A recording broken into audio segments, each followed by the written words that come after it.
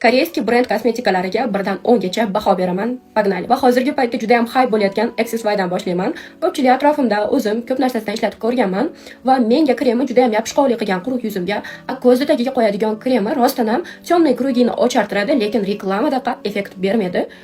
Va в целом boshqa narsalari yaxshi, shuning uchun 10 dan 8 baho beraman. Ikkinchi o'rinda Lagon brendi. Uni ham hamma narsasini почти ishlatib ko'rganman. Menga SPF, penka va kremlari juda ham yoqadi. Yumshoq tozalab beradi va ta'sirchan yuzlar uchun eng zo'r variant deb o'ylayman. Shuning uchun 10 dan 10 baho beraman. Uchinchi o'rinda umuman hype'ga muhtoj bo'lmagan Roundlab brendi.